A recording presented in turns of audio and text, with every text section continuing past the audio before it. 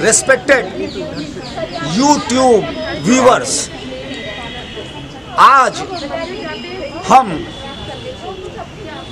प्रजापिता ब्रह्मा कुमारी ईश्वरीय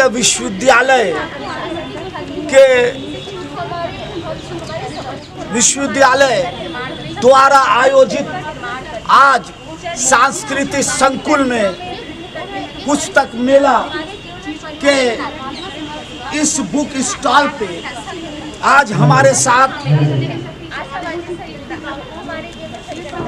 ब्रह्म कुमारी चंदा दीदी जी हैं, प्रभारी नाटी इमली शाखा, एवं हमारे साथ हैं ब्रह्म कुमार विपिन जी एवं ब्रह्म कुमार दिनेश जी।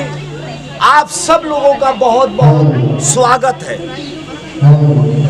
प्रजापिता ब्रह्मा कुमारी ये 1937 में ये दादा लेखराज जी जो हीरो का व्यापार करते थे और आपको जो आत्मज्ञान हुआ और जो ब्रह्मा के दर्शन हुए और जिस तरह से उन्होंने आध्यात्मिकता को दिल की गहराइयों से एक ईश्वरीय दर्शन के रूप में महसूस किया और उन्होंने इसके पश्चात अपना हीरो का कारोबार अपने साझीदार को सौंप दिया और 1937 में वो सिंध प्रांत चले गए। वहाँ पर उन्होंने प्रजापिता ब्रह्मा कुमारी ईश्वरी विश्वविद्यालय नामक एक ट्रस्ट स्थापित किया और जो सबसे महत्वपूर्ण बात है वो ये है कि इस ट्रस्ट में उन्होंने अपनी सारी चल व अचल संपत्ति को सौंप दिया। इस ट्रस्ट में सारे के सारे जो ट्रस्टीज थी, जो मेंबर थे, वो सब माताएं और बहनें थी जो पूरा का पूरा इस ट्रस्ट को प्रजापिता ब्रह्मा कुमारी ईश्वरी विश्वविद्यालय का एडमिनिस्ट्रेशन संचालन का पूरा कार्यभार उनको सौंप दिया गया। इससे ये पता चलता है कि ये संस्था और इसके संस्थापक ने नारी को कितना उच्च सम्मान दिया और एक तरह से नारियों को क्रांति का अग्रदूत बना दिया। हमारे साथ आज एक ऐसी आध्यात्मिक संस्था जो विश्व विख्यात है और जिसने दुनिया के अंदर एक शांति का संदेश दिया और इसको मानने वाले को कभी कभी शांति कबूतर व्हाइट पिजन्स के नाम से भी जाना जाता है। ब्रह्मा कुमारी चंदा दीदी, आप कैसा महसूस करती हैं? आपने इस संस्था में अपने जीवन के अमूल्य समय दिए हैं, क्या महसूस करती हैं इस आध्यात्मिकता के? जब से मैं इस संस्था से जुड़ी हूँ, ऐसे तो मैं बचपन से जुड़ी हूँ। हमारे ताऊ जी ताई जी संस्था से जुड़े हुए थे तो वो संस्कार हमको देते थे यहाँ के बारे में, संस्था के बारे में, यहाँ जो भी शिक्षाएं ज्ञान दिया जाता था तो वो हमें बताते थे। तो हमें बहुत अच्छा लगता था कि जैसे जैसे हम इस सत्संग में जाते थे, सुनते थे तो हमें भी कुछ अनुभव होने लगे। हमने भी कुछ बाबा के उस ज्योति का स्वरूप का हमने भी अनुभव किया और ज्ञान इतना अच्छा लगा कि अंदर से प्रेरणा आई कि मुझे भी कुछ करना चाहिए। जीते तो सब अपने लिए हैं लेकिन हमें लोगों के लिए भी, अपने लिए तो जीना ही जीना है लेकिन हमें दूसरों के लिए भी जीना, हमें दूसरों के लिए भी कुछ देना है।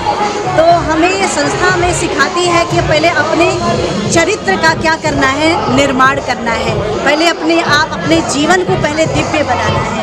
तो हमें यहाँ की जो ज्ञान अच्छा लगता था, यहाँ की सच्चाई सफाई अच्छी लगती थी, यहाँ का जो सिस्टम है हमें बहुत पसंद आया और यहाँ की जो दिनचर्या है बहुत अच्छा लगा।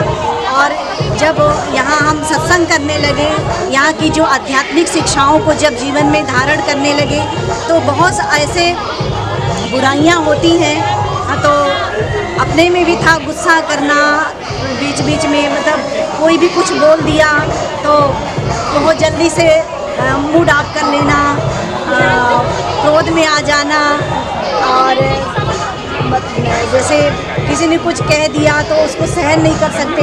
लेकिन इस ज्ञान से जैसे जैसे जुड़ते गए, जैसे जैसे ज्ञान के रहस्य को समझते गए, वैसे वैसे हमारे जीवन में परिवर्तन आने लगा। दीदी, आप युवाओं को क्या संदेश देना चाहती हैं? क्या संदेश है युवाओं को? क्योंकि आज के युवाओं में हम देखते हैं कि आक्रोश है, अशांति है, आज युवा हिंसा की तरफ बढ़ रहा है। अब क्या संदेश देना चाहती हैं युवाओं को? युवाओं के प्रति हमारा यही संदेश है कि शिक्षा तो ले रहे हैं, परंतु शिक्षा के साथ साथ जो गुण है, जो मानवीय मूल्य है, जो दैवी गुण है, उसे हमें भी अपने जीवन में धारण करना चाहिए, है ना। चरित्र का अपना उत्थान करना है, जो हमारे आदर्श हुए हैं, जो हमको शिक्षाएं देकर के गए हैं, चाहे महात्मा बुद्ध हो, चाहे महात्मा गांधी जी हो, हमारे देश के, और महावीर स्वामी हो, विवेकानंद जी हो, और हमारे संस्था के जो संस्थापक है, जो दिए हुए हैं, अगर हम सभी इस अच्छाइयों को जब हम धारण करेंगे तो हम बुराई से दूर हो सकते हैं। ब्रह्मा कुमार, आपसे मिलकर वाकई मुझको एक तरह से बहुत ही अच्छा लगा। और वाकई जो आभा मंडल है, आपको देखने के बाद, आपका दीदार करने के बाद हमको लगा कि जैसे शांति आपके चेहरे पे से विस्फोटित हो रही है, प्रस्फुटित हो रही है। हमको बहुत ही अच्छा लगा। लगता है कि आध्यात्मिकता में आप जी रहे हैं। ये जो प्रजापिता ब्रह्मा कुमारी का ये जो उद्देश्य है, इसका जो मिशन है, विजन है, ये भगवान का रूप आप क्या मानते हैं? क्या समझते हैं भगवान का रूप, इसका आकार किस संदर्भ में लेते हैं? बहुत बहुत धन्यवाद जी, सब बहुत खुशी हुई आज आप हम सभी के बीच आए, और हमें भी एक समाज को संदेश देने का अवसर आपने प्रदान किया। इसके सर्वप्रथम आपका टीम का बहुत बहुत धन्यवाद।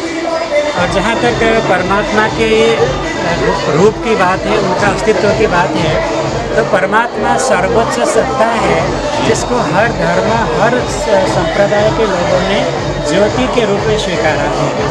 चाहे उसको गॉड इज लाइट कहें, निरंजन निराकार सद्गुरु अकाल कहें, है ना, या फिर परमात्मा ज्योतिर्लिंगम में कहें, है ना, या फिर निरंजन निराकार ज्योतिर्लिंगम, सारा उस ज्योति की निशानी है, जो कि शरीर से अलग है, जिसका अपना शरीर नहीं है। तो वो लाइट की निशानी है, वो परमात्मा विदेही है, इसका शरीर नहीं है, और वो जन्म मरण के चक्कर में नहीं आता इंसान की तरह से।